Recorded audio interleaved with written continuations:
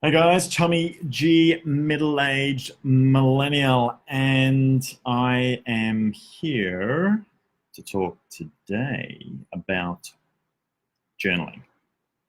Now that I can look you in the eye, there we go. So distracting because you see yourself there, so you're looking at somebody else, right? Looking at yourself in the mirror, I guess. Which is interesting that I mentioned that because, and that was unintentional, but perfectly convenient because it's kind of a bit about what a journal is about. A time for reflection and of your own image um, uh, in a different way. Not the way that I'm looking at right now, and I can see a digital version of myself, but involves a bit of writing and or recording if you want. So you might remember on the last middle-aged millennial, and I'm doing this one from the desk. I've just been on heal.me. If you're not a community member, you might want to join the community because I give some information in there before it becomes more publicly known on middle-aged millennial, which then eventually I share out to my Facebook profile as well. So we have those three different levels of what information and when it gets distributed. But getting back to talking about journaling, last week I talked about the four different or five different pillars really of journaling. And the first one, if you remember, and this structure is not something that I invented. This, all the IP for this belongs to Brian and Carrie. If you look up Brian and Carrie on Facebook, you'll see them there. But for the last 2 years, I've been following this structure that I kind of broke down a bit last week on the first Mindful Monday call, where you first will have a look at your learning your language. So, what's going on inside me as you try to learn about what's keeping you held to the dock, actually, as Brian would often call it. I like it as a kind of an analogy. Also, then once you've done that, to acknowledge some of the things, because a lot of us try to grind or hustle past that and ignore it.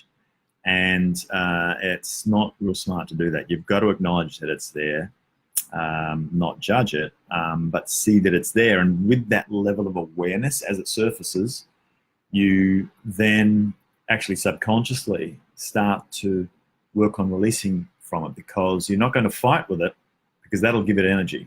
And then all your focus is going to go there. You're saying, okay, cool, it's there, I get it, right? It's this fear or something that perhaps is holding me back, or this has been playing in my mind as some sort of a low-grade stress that's been going on. So yeah, and then if you remember, so I'm doing this in review, right? Review your direction, right? I must have the finger going again. Damn it. I don't know what does that. That's a line from a movie, by the way. If you remember that line in that movie, because I've watched it like 1,000 times, I'm sure, then let me know. So the second, so review your direction. It's basically where you look at your top 3 goals in life. I tend to put mine around, physical sort of goal, because if that physicality doesn't exist, then I kind of don't exist if it's not functioning, or at least properly. I'm not functioning perhaps at my ultimate, so we can do work there. Then having a look at something that's kind of business oriented, right? It's kind of connected to, from giving value, you're getting value back in the form of dollars and cents or people or whatever, or people's time or something that comes back from the universe, right? And finally, my third one is about connecting.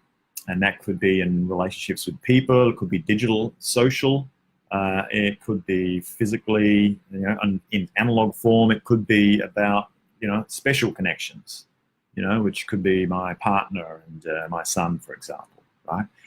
So the fourth one, and what you'll write in there, won't necessarily be a SMART goal, if you remember me saying, where it's time-bound and it's specific, measured, achievable,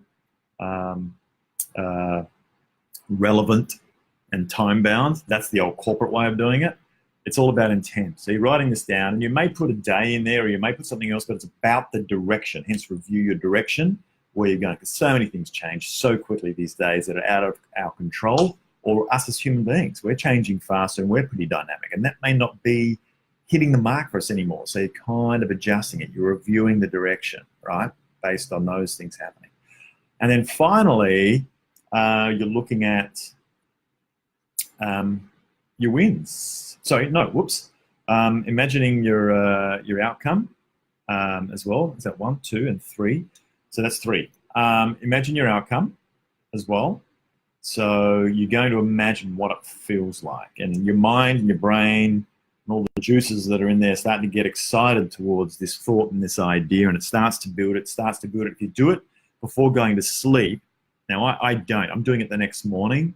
Kind of works for me, but they say that scientifically, if you do this sort of a thing before you sleep, you'll actually ruminate over that in a positive way while you're asleep, as it kind of embeds into your subconscious, right? So you've got your 3 goals. You want to have a perfect picture, and this picture evolves as well, right? And it will change. Picture of what it looks like to be there and to be getting excited about it, what that picture is, right? Getting emotionally involved with it, not attached, where it becomes a huge expectation and it must be this and it cannot change, and if I don't, my life won't be worth living. Getting excited, being present where you are now, and what you're sort of setting up a plan and you're painting what it looks like. So then everything else starts to align in your energy and your thought patterns subconsciously, right? Subconscious, they're the ones that that little P part in the front, the conscious brain doesn't kind of tap into very often. But the subconscious gets to understand everything that's going on thought-wise, and it doesn't know whether it's a thought that you generated or whether it's something that's come from outside in your environment as a thought. And so your subconscious starts to store it either way. So if you're going to be controlling and thinking about this beautiful picture or a shitty picture, either way, right, what you believe, you will become. And so, you know, believing in this picture, getting really energized about it, starts to put imprints on your subconscious. It starts to change the wiring in the back end. That's actually physically what's happening, right? Those pathways, a lot of them could be negative and positive that are sitting there. You're starting to build this other one that is a positive pathway towards where you want to go. Okay, so that was the review, right, in the last 7.5 minutes, about 4. The 5th is when you're actually reviewing your journal and those 4 pillars and the content within them with somebody else, one or number of people present, right? And they'll usually stay pretty quiet. There won't be any feedback, because that feedback can be thwarted by whatever stuff is going on inside of them, right? So when you're doing the 5th pillar, depending on yourself as a person, if you're doing it with another individual, hey Anne, thank you. As another individual, you will be, you've got to be careful. I think if you're a couple of robust human beings in the beginning, then 5th pillaring is fine. Robust as in courageous and into growth and so on. But if not, you might want to just read it and the other person doesn't give any feedback. If it's just one, and it may be someone that's close to you, or a good friend that is sort of acting as not an accountability buddy, but when you actually express in this 5th pillar form, I've found that my writing has become a lot more actually, so this is before knowing that it's going to be 5th pillared, it's actually accelerated my learning, right? And it cements it more, and I noticed my journal became more enriched in the process. And especially if it's someone close to you, it does, because then there'll be some interconnecting things that are in there that embellishes your journal even more, right? Same as when you're in a relationship, your growth usually is going to be accelerated, right, as an individual, because it can be a character building exercise as well as someone to share your life with and have great fun with and be very much in love with if it's that sort of partner. So, all right, so that's the review. Wow, I managed to knock that off in 10 minutes. That's where we came from last week. Quick commercial. This week we are looking at what theme we're going to have, and be happy to hear from you if you're watching on what should be the common theme across FB Live for this week. Last week it was about communication, and of course we have our health Avengers. There was Anne Shivers, there was Anne Westrom Murphy. So we had things to do with pain, things to do with food, right, nutrition. Matt Athanasio about physiology or exercise basically, and then a roundup at the end of the week, and usually a cameo sort of appearance by Doc Tester. He's a very busy guy. He travels a lot, so we kind of get him in and out of the scene on those Fridays in different times. But we are trying to set that constant time of being about 8 p.m. Eastern Standard Time. I think it's 8 p.m. 8 p.m. it is. Eastern Standard Time, which is 11 a.m. my time here on the Gold Coast. And so we're looking to sort of make that the regular slot. So Fridays we'll move around a little bit with Doc and when he's available, but he'll also jump in, driving on the way from an event to the airport. We're just talking about it this week. He's got an event coming up that he's going to be attending. So that's what's happening there. Another quick commercial is that, before we get into today's session, is that we are building, yes, we have a team here, believe it or not. We are building a program for middle-aged millennial, which is going to run for about 5 weeks. There's going to be a pilot that's going to be happening for this, and we're going to be announcing it. The plan is within the next 2 weeks. Could be earlier in that 2 weeks or a little bit later, but by about mid-month, and don't forget Valentine's Day this month, February 14th. Yes, I know card sales tend to go through the roof, so it's great commercially for them, but for those who have a loved one to be or a loved one, don't forget February 14th, okay? Now, getting back to what I was talking about, we have middle-aged millennial program. We don't have a name for it yet. It is being built right now. It is going to incorporate the key out of the 7, if you want to call it right now, we're looking to change the name of this, but 7 pillars. It's actually the 7 pieces of the pie on middleagedmillennial.com. So not this one here, but on middleagedmillennial.com, you'll see a logo or a mandala logo, and there are 7 slices of that pie, and 3 out of the 7 key ones are basically eating right, moving right for you, eating right for you, moving right for you, specific to you, one size doesn't fit all, and sleeping right. That can also be for you. I think President Trump has that gene, which many people do have, where you only need like 3 or 4 hours sleep a night. I don't think I have that one. I've tried that. It ain't working for me. I need about 6.5, 7 hours. And this device, which I'll be talking about later, the Aura Ring, right? I've got it in the last week. I'm not going to give you the finger. Has been fantastic in measuring my heart rate variability while I'm sleeping, which is probably the best time to do it, 5 minutes before you wake up out of, I think, deep sleep while it's recording, and sleep quality. Getting deep sleep, REM sleep, and other parts of sleep, all important. And I got all greens today, I'm happy to report. We'll do a review of it at a later time. But the MAM program, within the next 2 weeks, it's going to be launched. We're probably looking at the eat, move, and sleep part of the whole 7 facets of how to live a longer, healthier life, and actually start to work on some age reversing stuff, which is very close. I've talked a bit about telomeres in the past. So keep a lookout for that, right? And that's going to be interesting. So and that will first opportunity to fill a couple of spots in that will be in the heal.me community. So I suggest you join the community. We will take 2 to 3 out of the heal.me community. So get in there if you want to get some of the latest and greatest and first offers on either information or services that we are launching, or products that you can do it yourself with as far as your longevity and health. Okay, well, that was a series of ads right there. So let's talk for a few minutes then about why I journal. Finally, we get there.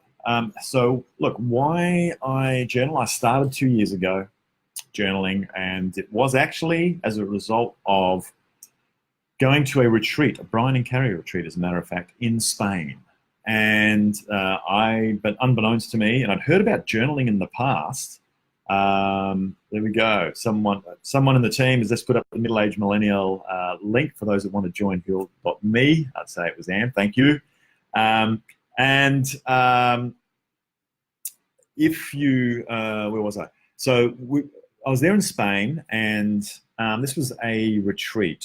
Brian and Carrie having a retreat around basically eliminating your limits, right? Which is their general theme, is learning how to eliminate your limits. And I went through the 5 pillars in the first 10 minutes of this video as to what that was about, and explaining those in depth. And there was about 14 of us, I think, that attended that. And it was that was the beginning of a life-changing experience for me, right? Was attending that retreat. What the deliverable out of it was that we all got a journal. In fact, I can show you. You don't have to have one of these, because it's 5 pillars that you can write down in any lovely book that you want to keep as your journal.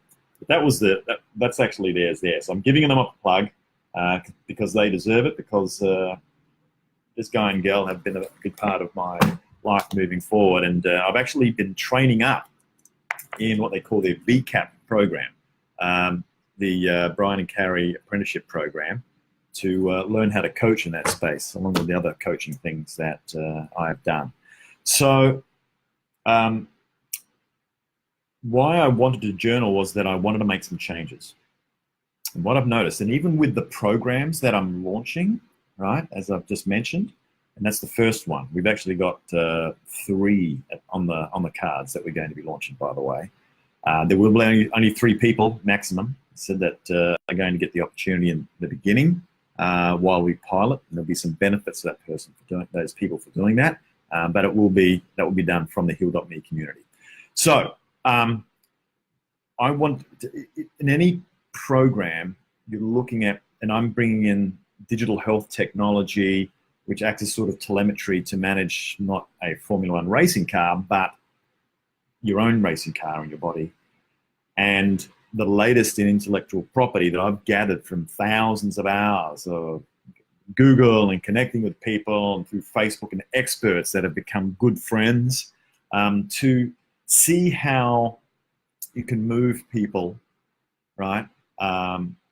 See how, well, to take that information to build a program, but then it's only a program. It's like, okay, here it is, here's all the information. And a lot of people think it's the how, and grabbing that information and going, cool, this is the secret, awesome. Here's what happens then. It's like getting a gym routine. People go for 1 or 2 weeks, they don't see any results, they go, oh, this is screwed, this doesn't work, it's too hard, I'm not doing it anymore, it's boring, it's BS.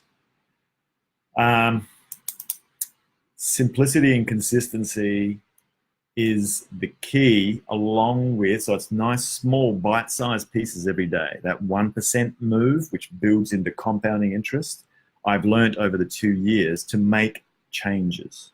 So why do I journal? That's one of the simple, consistent things I do every day. I tend to do it Monday to Fridays, right? Some people do it for the full 7 days.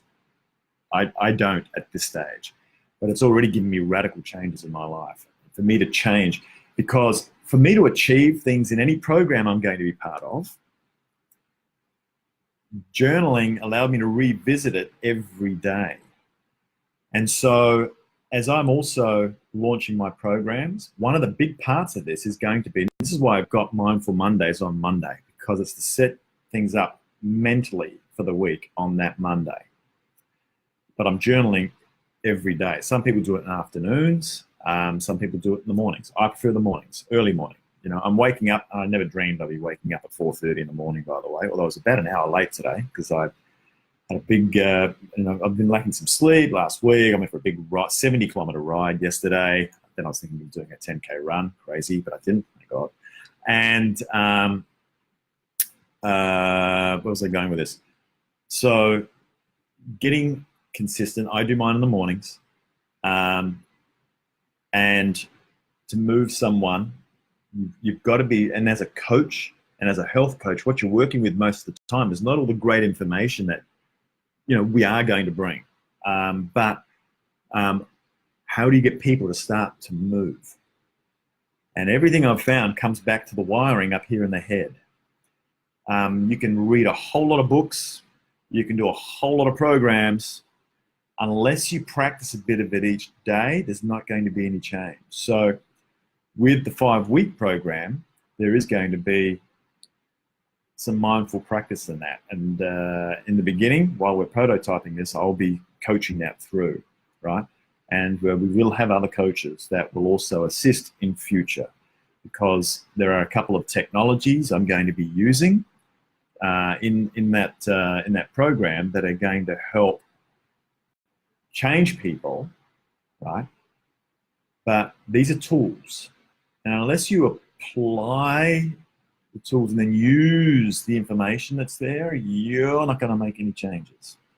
And so to help you with that, we keep you learning your language every morning, reviewing your direction, making sure it's still relevant, right? Heading in the right direction. And after you review your direction, imagining your outcome, and then counting your wins. I forgot to talk about counting wins earlier on. How did that happen? I think I went from 3rd pillar to 5th pillar. So counting your wins is huge. Looking back at what it is that you achieved that previous day and go, yes, yes, yes, and doing that before you go to sleep, I know I did mention that, is the best way to count your wins. So count your wins was number 3, and then number 4 is number 3 is imagining your outcome. Number 4 is counting your wins, right? So if you are doing those things every day, it's that 1% every day that keeps you on track, keeps you accountable. It keeps you reviewing your plan for the day so that you live life rather than life just comes at you, which it does today, and lives you. And you got the end of the day thinking, whoa, what happened today, right? What happened today? Did I achieve what I kind of wanted to? Because I had a few things on the list I wanted to get done and they didn't get done. If you journal each day, it's setting you up and setting a strong platform for making sure that you stay focused on those important things where you need to make some moves. So when you're doing your learn your language, you're having a look at, not judging, what's going on that's maybe holding me back or slowing me down.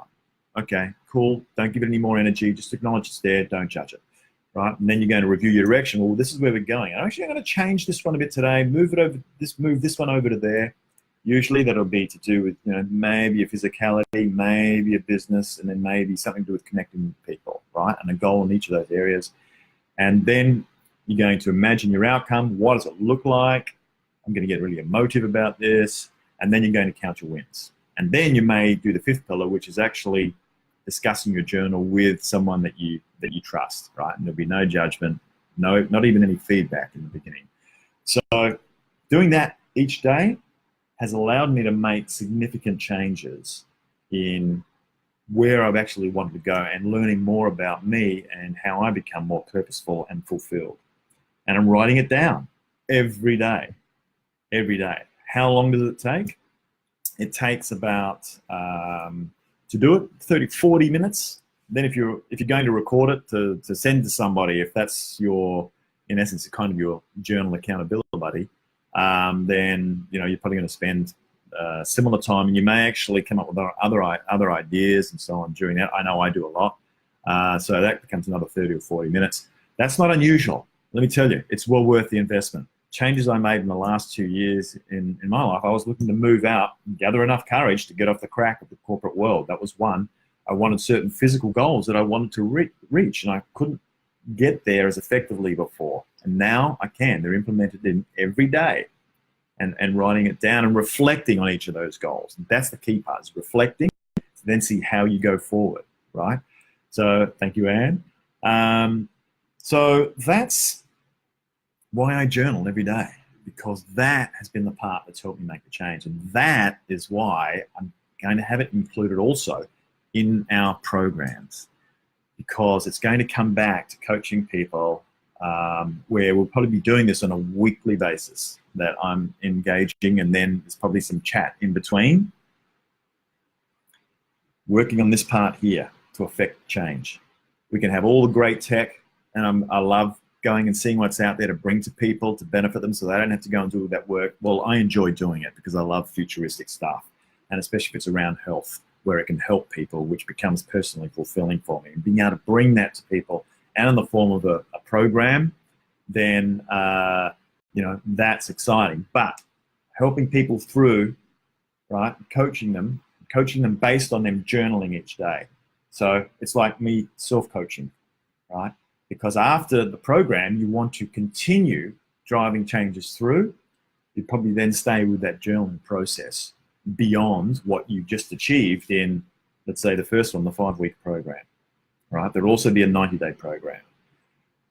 So I hope that sort of gets the point home. Don't have much more to say about that. Any questions, as usual, PM me around this. But if you join the community, we're going to get 2 to 3 people first out of the community. Heal.me gets that benefit for when we launch the program in the next couple of weeks, where we're going to pilot, and that will be based on probably the eating, moving, and sleeping core out of the whole 7 that we have in our health and longevity and life optimization mandala. So that's about it, guys. I'm going to jump off. These don't always have to be 1 hour. Hey, Anne. Oh, sorry, darling. You just came in on the tail end. You'll have to do a rewind.